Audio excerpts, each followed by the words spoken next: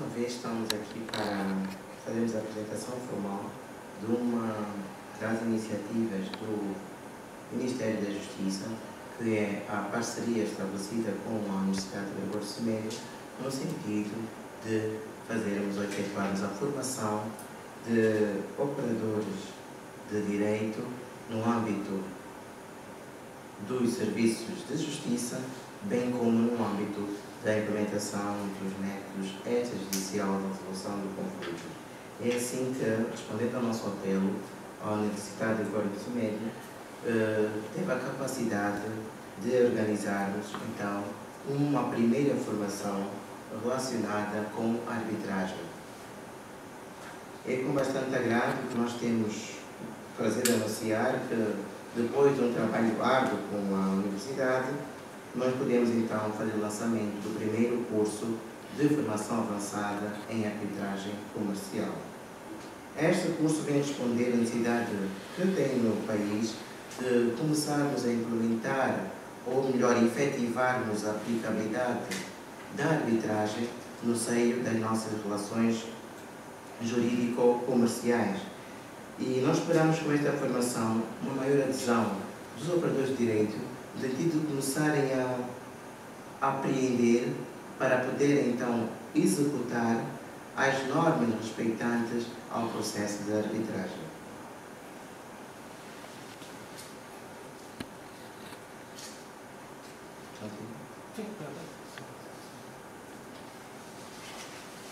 Com esta formação, nós também temos um objetivo de formarmos quadros que poderão servir os nossos centros de resolução extrajudicial de litígios. Estes centros vão oferecer aos cidadãos uma rede de serviços organizados pelo Estado que prestarão informações de utilidade pública, assistência jurídica gratuita, consulta jurídica, além da promoção do acesso ao direito, de conciliações, mediações e arbitragem. No seio da arbitragem, nós vamos ter espaços próprios, já em que o cidadão poderá efetuar as suas arbitragens, isto é, através de órgãos institucionalizados, isto é, autorizados diretamente pelo Estado, ou através dos nossos centros de resolução extrajudicial de litígios, que terão à disposição instalações para que os advogados possam fazer as suas arbitragens também de forma autónoma. Ainda no âmbito da cooperação estabelecida com a Universidade de Rebelo de Semedo, também ofereço-lhes dizer que o Ministério da Justiça tem estado a trabalhar no sentido de aprovarmos uma lei para o acesso ao cidadão da justiça e dos seus direitos. Isto que, de acordo com a nossa lei constitucional, o cidadão carenciado ou aquele cidadão que tem insuficiência de meios econômicos tem o direito de ver os seus direitos assegurados pelo Estado. É nesta vertente que, a nível da Comissão da Reforma da Justiça e do Direito, nós temos estado então a trabalhar no sentido de concluirmos este anteprojeto de lei. E com este anteprojeto vamos então criar uma figura nova, nesse caso será a figura do defensor público. Para este defensor público também poder ser a sua atividade, isto é, assegurado pelo Estado, também vai carecer de uma formação. E nós também apelamos às universidades para inserir nos seus programas curriculares a formação de defensores públicos, que será nesta senda de trabalho que nós estamos a realizar com a Universidade de Rebelo de Semedo, uma das próximas formações que vamos também efetivar. Nesta senda, mais uma vez, queria apelar a todos os operadores de direitos interessados neste curso de formação sobre arbitragem comercial que fizessem as suas inscrições para que no dia 2 de agosto possamos então dar pontapé e saída da primeira formação sobre arbitragem comercial no nosso país. Conforme acabou de informar a doutora Esmeralda, este curso, por sinal o primeiro curso de arbitragem comercial, resulta de uma parceria entre o Ministério da Justiça e a Universidade Góes Semedo, no sentido de levarmos a bom termo um programa de sensibilização, promoção e formação em métodos alternativos de resolução de litígios. É um programa agizado pelo Executivo e concretizado pelo Ministério da Justiça, porque hoje é por demais evidente que a teoria de que os tribunais estatais são os únicos órgãos através dos quais se pode realizar a justiça está fora de questão.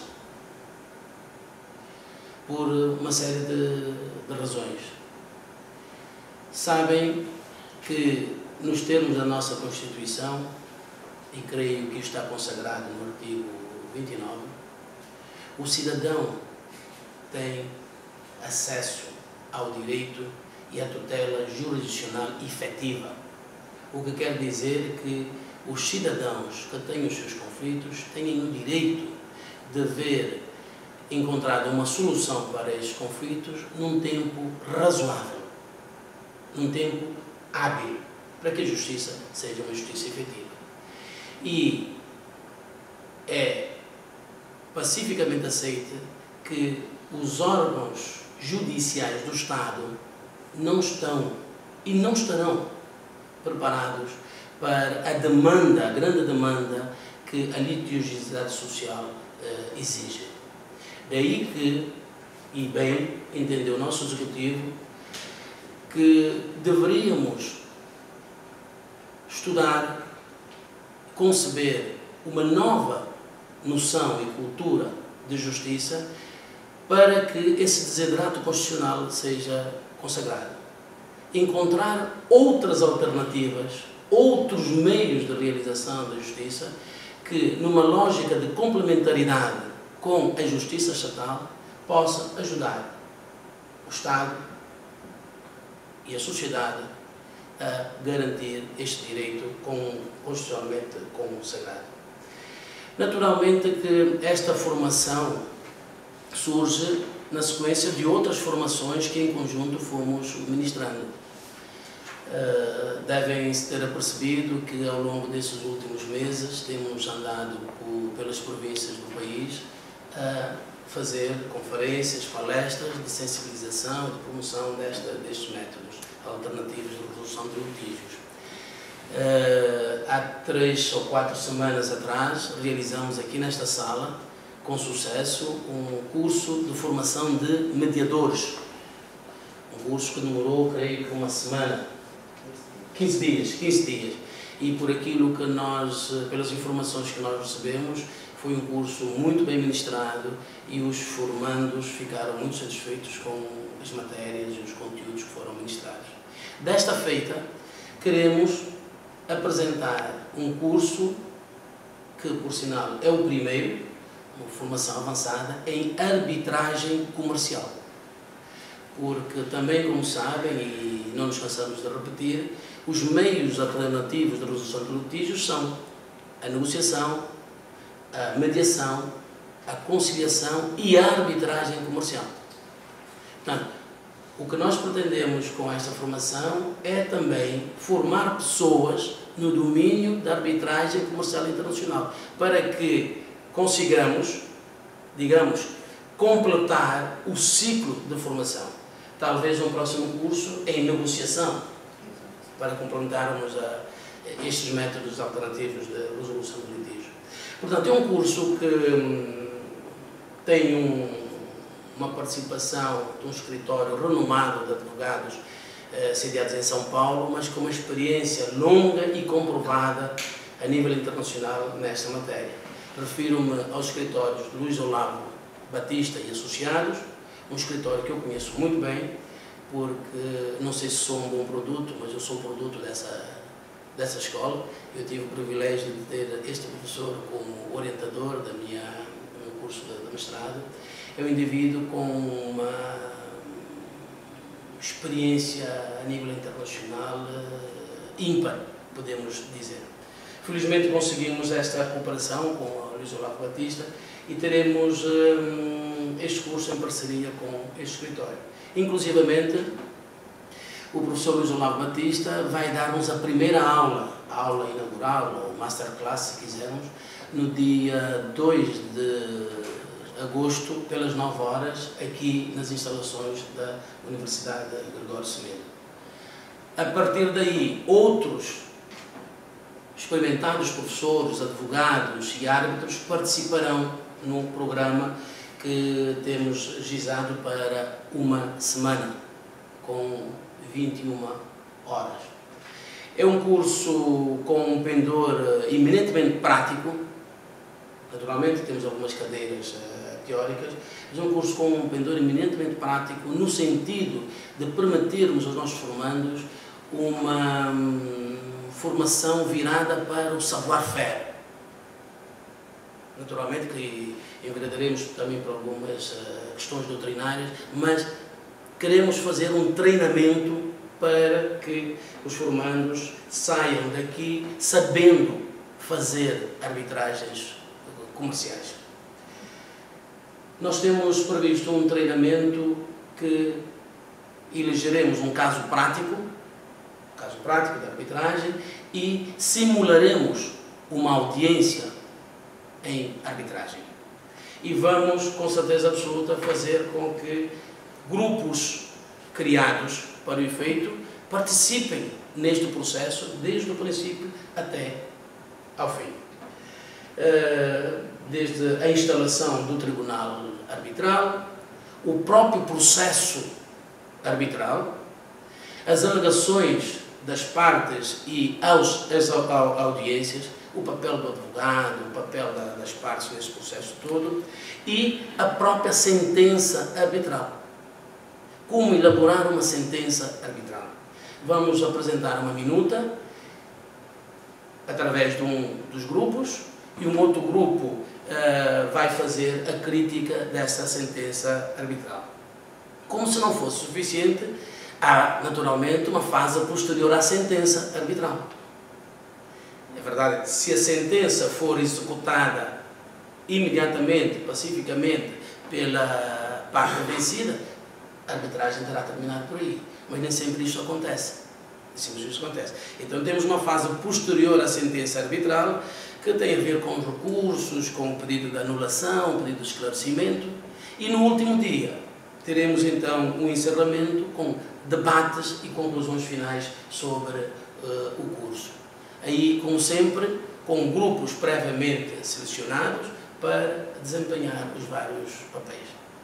Este é um curso que gizamos, esperamos que haja uma adesão muito forte, porque é um curso que é essencialmente virado para advogados, mas não só. É um curso dirigido também para os juristas, de uma forma geral, mas também para os magistrados, quer do Ministério Público, quer dos magistrados judiciais.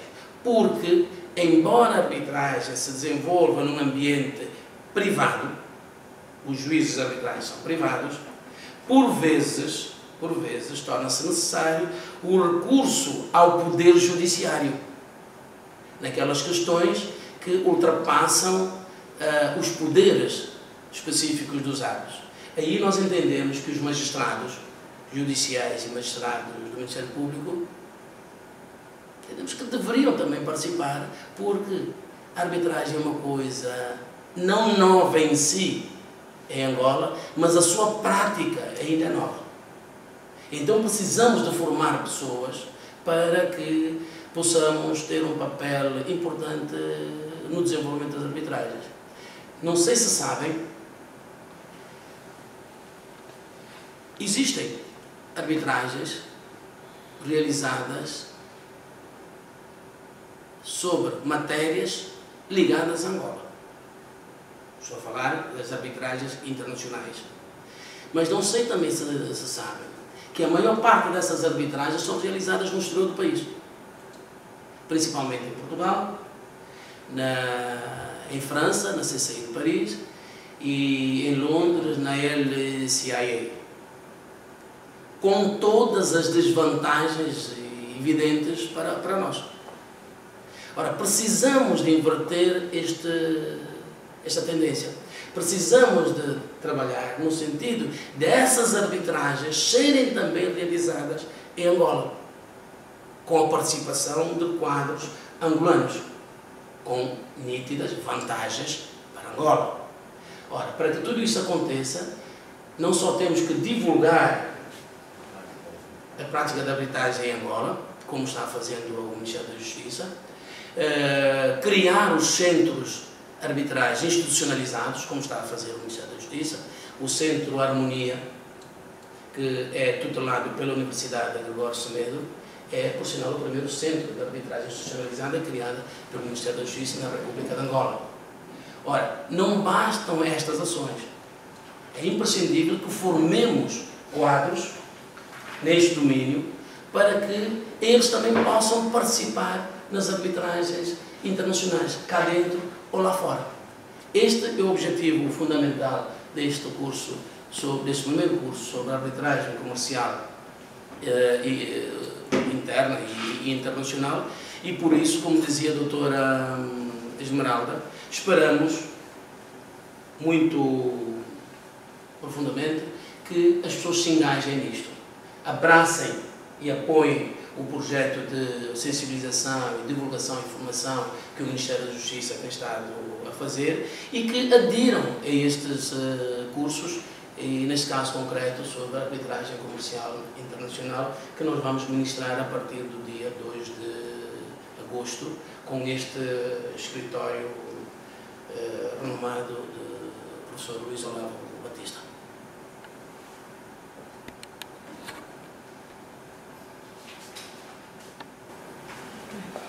Eu queria fazer primeiro uma pergunta à doutora Esmeralda. Doutora Esmeralda, hoje em dia o Ministério da Justiça iniciou um processo de reforma da Justiça. Este tipo de arbitragens é feito praticamente por particulares.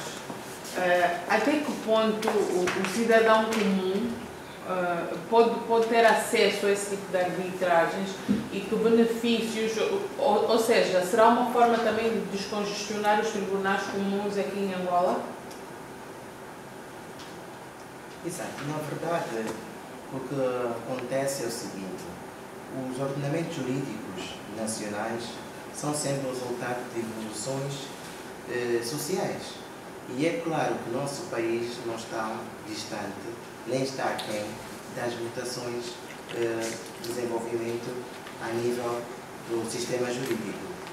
Como resultado do pressionamento dos tribunais com processos e a nossa fraca também capacidade de resposta, daí que o Ministério criou uma direção própria para dinamizarmos a resolução de conflitos fora dos tribunais, a chamada justiça extrajudicial, que é composta pela mediação, pela arbitragem, pela conciliação, pela negociação, no sentido de o cidadão poder obter uma resposta ao seu problema mais célere, uma resposta conduzida por ele, pela parte interessada, e também de forma confidencial.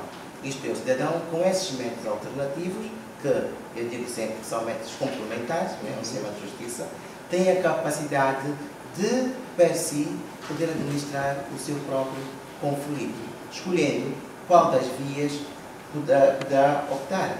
Por exemplo, se quiser ir para a arbitragem, vai para a arbitragem. Se quiser ir para a mediação, vai para a mediação. O que é que o Estado tem que fazer? Ou melhor, qual será o papel do Estado nesta fase de constituição da justiça? É apenas de autorizar ou conceder licença aos privados interessados em gerirem ou administrarem um centro de arbitragem de mediação. Como sabem, o monopólio da justiça pertence ao Estado. Então, qualquer cidadão que queira fazer a administração da justiça tem que estar autorizado devidamente pelo Ministério da Justiça. Tem que comprovar que tem capacidade idônea, técnica, financeira, para poder apoiar ou cooperar com o Estado na administração da justiça. Daí que nós podemos, então, licenciar essa entidade privada para o exercício de atividades de administração da justiça no foro extrajudicial. Mas, por outro lado, não quer dizer que pode ser apenas pessoas privadas. O próprio Estado pode ter parcerias públicas ou privadas para também poder fazer jus a esta necessidade urgente de resposta ao cidadão que quer uma justiça mais célere e mais justa para aquilo que pretende ver. De uma forma muito sucinta, o que o Estado está a fazer, a nível da justiça, é garantir ao cidadão o acesso à resolução dos seus problemas, aos que têm capacidade financeira, bem como aqueles que não possuem meios económicos para fazê-lo. Doutora, diga uma coisa, na sua direção atualmente, que casos é que mais vão parar lá e, em termos de números, que os angolanos levam mais para a sua direção? O que nós verificamos de uma forma muito sucinta é o seguinte: existem muitos conflitos no fórum familiar, de natureza familiar, natureza laboral, natureza comunitária e também comercial. Porque em alguns casos, no foro familiar, no foro laboral também, há situações que por vezes não têm um respaldo legal e que o cidadão não encontra, às vezes, uma solução justa no seio no foro, digamos, no seio dos tribunais, no foro jurídico, mas quer uma resposta alternativa. E nesses casos, o que é que nós fizemos? Encaminhamos para as entidades competentes, também parceria do Ministério da Justiça, no sentido de podermos encontrar uma solução que não fira o preceituário legal, mas que também sirva para dar resposta àquela solução, àquele problema que o cidadão quer uma solução prática. Falamos muito, no caso de problemas familiares, dos abusos que se praticam com as crianças. Nós temos trabalhado diretamente com a INASP e vimos que há situações, por exemplo, que não têm respaldo legal, mas que, entretanto, o cidadão vive aflito à procura de soluções para esses problemas. Por exemplo, litígios que envolvem aquelas crianças que são apadrinhadas ou, digamos, recolhidas dos centros para irem para a casa de pessoas que querem apadrinhar, mas que no final, por exemplo, servem para objeto de trabalho e, às vezes, acabam por mesmo ser objeto de violações ou mesmo abusos sexuais, em que não existe um respaldo legal. Por exemplo, aquela criança fica grávida, o dono, ou digamos, ou o pai, entre aspas, não quer assumir aquela criança, nem a família da criança tem condições para, digamos, suportar ou cuidar daquela criança, digamos, para a violação, e de juros. Quando o direito a alimentos pertence realmente àquela mãe ou àquele pai, mas muitas vezes fogem das suas obrigações, digamos, em relação ao direito de alimentos. Só para dar um exemplo de quais são mais ou menos os casos que nos afligem no foro familiar, no foro laboral, a relação da identidade patronal e a identidade dos trabalhadores, não é? Os despedimentos abusivos, no foro das comunidades, aquelas relações entre vizinhanças, que às vezes não têm mesmo um respaldo legal, no seio do direito comercial, as empresas querem respostas mais sérias, respostas mais rápidas aos problemas que os afligem. Por exemplo, em relação à arbitragem comercial, nós temos um indicado muito grande que a Angola não aderiu, por exemplo, à Convenção de Nova Iorque para o conhecimento de sentenças. Exato, obrigado pelo conhecimento. Então, a falta da nossa adesão a esta convenção muitas vezes restringe o investimento privado em Angola. Há investidores que não investem em Angola porque não confiam no nosso sistema jurídico atual. Seria mais confortável se realmente houvesse um sistema de arbitragem comercial bem instaurado, bem implementado, que é complementado com a adesão da Angola a esta convenção de documentos de sentenças arbitrais estrangeiras, e estamos também a trabalhar nesse sentido para ver se conseguimos então dar ao investidor estrangeiro um conforto mais adequado para a resolução dos seus conflitos. Não foram muito genéricas, são esses conflitos que nos têm realmente incomodado muito mais. Eu queria pedir à mesa que aprofundasse mais a questão relacionada aos centros integrados de resolução de conflitos. Quais são as competências, a estrutura e desde quando é que o Centro Harmonia, por exemplo, existe, qual é a natureza jurídica. Sabemos que a iniciativa é criada pelo Ministério da Justiça e dos Direitos Humanos, mas é uma instituição pública, é privada. Qual é a relação institucional que pode existir com os outros órgãos judiciais? Então, eu estaria para a doutor Semedo A parte da justiça, que tem a ver com o Ministério da Justiça, que é o centro, o objetivo, e então também falar sobre a organização do centro de harmonia. Sim, como é que funciona? Eu acho que precisava falar rapidamente sobre isso mais para frente. Em relação aos centros integrados de arbitragem comercial ou de mediação, tal como eu referi há pouco tempo, o Ministério, por força do Decreto-Lei 4/95, o Ministério da Justiça tem o papel de autorizar ou conceder autorizações às entidades de direito privado que tenham interesse em cooperar com o Estado na administração da Justiça fora dos tribunais. É com base neste decreto que nós, Ministério da Justiça, autorizamos as entidades a criarem os centros de arbitragem comercial e de mediação. E esses centros, por acaso, nós já autorizamos 5% a nível de Luanda. Neste caso, o primeiro centro autorizado foi o Centro de Conhecimento, Centro de Harmonia, que realmente está a trabalhar connosco muito de perto, porque o Ministério, para além de autorizar, mas também tem a função de supervisionar a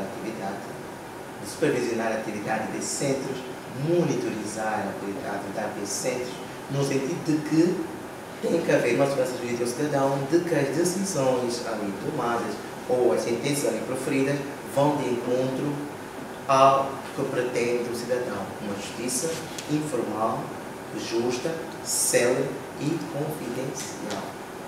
Sobretudo imparcial também. Por isso, o papel do Ministério nesse aspecto, depois de conceder as autorizações a essas entidades privadas, também é o de monitorizar o desempenho das atividades dessas instituições, com vista a garantir sempre a segurança jurídica do cidadão que recorre a esses serviços. E como é que os cidadãos têm acesso a estes serviços? Exatamente. O cidadão tem acesso a esses serviços tomando contato, se porventura estiver interessado em saber, poderá deslocar-se a ordens advogados, poderá deslocar-se para o Ministério da Justiça, Direção Nacional para a Resolução e Extinção de Conflitos, e também acho que cada centro autorizado está a desenvolver atividades no sentido de divulgar também a sua atividade, para que os cidadãos também tenham acesso aos seus serviços. Eu referi que são 5 os centros já criados em Luanda. Há o objetivo, ou pelo menos a previsão, de se criarem mais centros ao nível do país? Em princípio, sim. É uma atividade de caráter nacional. A ideia é ter, pelo menos em cada província, pelo menos centros de arbitragem que possam dar resposta, conforme disse, principalmente aos investidores privados, não é? Que querem sempre atitudes comerciais mais céleres, imparciais e justas. Começaram por Luanda, mas isso é uma questão de tempo. Também estamos a trabalhar com a província nesse sentido para ver se conseguimos então implementar pelo menos um centro em cada uma das províncias. Doutora, há bocado falava das vantagens e desvantagens deste tipo de formação, ou seja, de em Angola existirem árbitros comerciais. Queria que explicasse um bocadinho que vantagens são essas e que desvantagens são.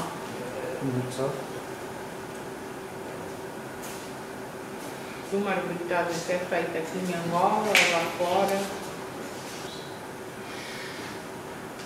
No que diz respeito à harmonia, gostaria de dizer-lhe que o centro é propriedade da Intelectus Formação e Gestão Limitada, por sinal a proprietária da Universidade de Aníbal Semedo.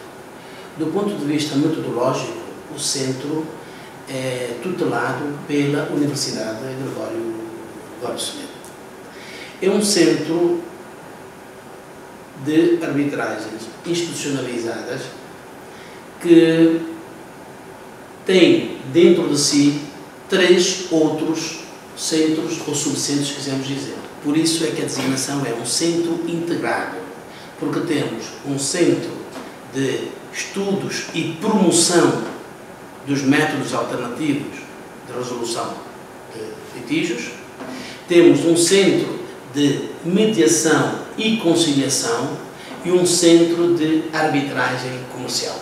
Esta é a estrutura, digamos assim, funcional do Centro Harmonia. Por isso chamamos de centro integrado. Quem quiser ir para a mediação terá um centro de mediação. Quem quiser fazer uma arbitragem terá um centro de arbitragem comercial, nacional e internacional. As vantagens de uma arbitragem institucionalizada têm a ver com o seguinte. Deixe-me dizer-vos antes que nesta matéria podemos distinguir as arbitragens ad hoc e as arbitragens institucionalizadas. A arbitragem ad hoc é, em breves palavras, quando as partes em conflito resolvem indicar um ou mais árbitros, quaisquer pessoas, devido à confiança técnica, profissional, moral, que tem as coisas, para resolver os seus conflitos. Esta é uma arbitragem ad hoc. Estes árbitros nomeados juntam-se, formam o tribunal, avaliam o processo, definem as regras e tomam uma decisão sobre aquele litígio. Terminado o processo, os árbitros também terminaram a sua função e tudo acabou. Esta é a arbitragem ad hoc. A arbitragem institucionalizada já é algo mais complexo. É, como disse a doutora Esmeralda, é uma instituição criada, organizada, estruturada para realizar de forma permanente e oficial as arbitragens comerciais que as partes em conflito a coloquem. Quer dizer, se alguém quiser resolver o seu conflito através do centro e não ad hoc, ao centro, dirige-se ao centro e apresenta um pedido de arbitragem e é o centro que lhe dá todo o apoio organizativo, logístico para que essa arbitragem se desenvolva, com base numa lista de árbitros que o próprio centro tem. O centro tem uma lista de árbitros nacionais e estrangeiros. Eu costumo chamar isso uma lista internacional de árbitros, em que as partes sabem que aí se realizam a arbitragem e fazem o seu pedido e escolhem livremente. Eles é que escolhem. Os árbitros não são indicados pelo centro. Escolhem os árbitros da lista constante da arbitragem do centro para realizar o seu conflito. Quer dizer que as arbitragens são realizadas ciclicamente dentro do centro. Quais são as vantagens disso? A primeira grande vantagem é que há maior segurança e maior facilidade na organização logística dos processos. Porque há espaços determinados, há salas de audiências, salas de testemunhas, bibliotecas, salas técnicas, salas de estar, salas de reuniões, etc, etc. Todas essas condições logísticas estão criadas no centro. Os membros do tribunal não precisam ter dificuldades nesse aspecto. Por outro lado, como a arbitragem comercial é realizada dentro do centro, há, do meu ponto de vista, maior controle e maior qualidade. Porque, de acordo com o regulamento do centro, e estou a pensar não só no centro Harmonia, não só nos outros centros que existem, mas no regulamento do centro da Harmonia, há de facto essa possibilidade de controle, de maior controle e de maior qualidade dos processos de arbitragem. Portanto, sobre a sua pergunta, era isto que eu gostaria de dizer. O Harmonia já foi criado, sim senhor, foi o primeiro. Nós estamos a terminar as nossas instalações físicas citas no Miramar e muito brevemente queremos, com o apoio do Ministério da Justiça, proceder à sua inauguração e entrada em funcionamento. Por esta razão é que estamos a querer formar árbitros angolanos, advogados angolanos e outros técnicos superiores para que possamos ter uma participação mais ativa nestes processos arbitrais. Minha última questão, eu queria focalizar dois aspectos aqui que serem pertinentes. O primeiro tem que ver com a idoneidade, a imparcialidade e também o profissionalismo dos árbitros. Quem os garante, nesse caso? E o segundo tem a ver com a vinculação das decisões do centro. No caso de uma das partes sentir-se injustiçada, como recorrer, a quem recorrer e qual será o papel, nesse caso, da justiça formal, entre aspas, em situações do género?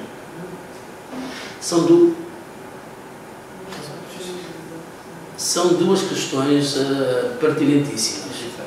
Duas questões pertinentíssimas. A questão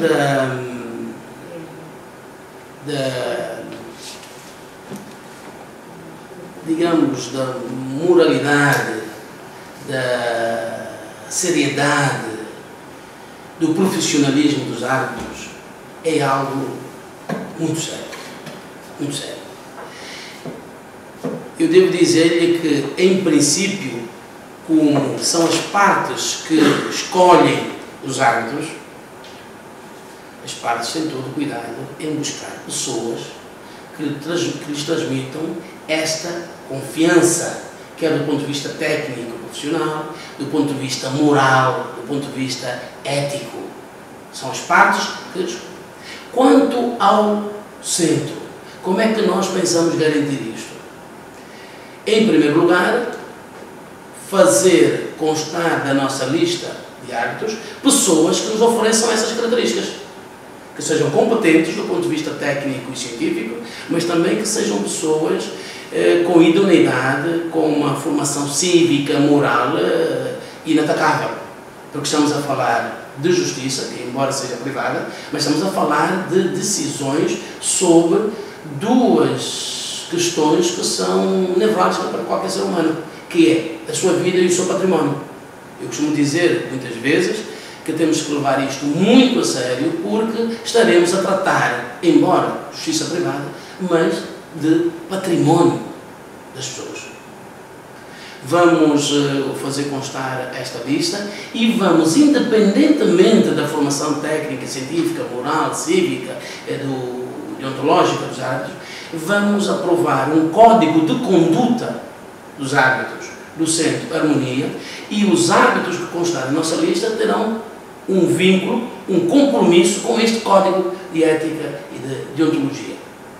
Naturalmente que, havendo situações que justifiquem, não pomos de parte a possibilidade de processos disciplinares ou mesmo expulsão de árbitros do centro. Porque uma coisa que os cidadãos querem é saber que, num determinado centro, as pessoas que lá trabalham são sérias, são profissionais e podem colocar nas suas mãos a decisão sobre a sua vida e o seu património. A segunda questão que colocou também pertinentíssima, como disse, tem a ver com a eficácia das decisões arbitrais ou das sentenças arbitrais. Aqui eu quero assegurar-lhe que, do ponto de vista jurídico-legal, apesar de juízes arbitrais serem privados e serem nomeados com base numa convenção privada, as suas decisões têm a mesma eficácia jurídica de uma sentença judicial proferida por um juiz estatal. Tem, não sei se é jurista, mas tem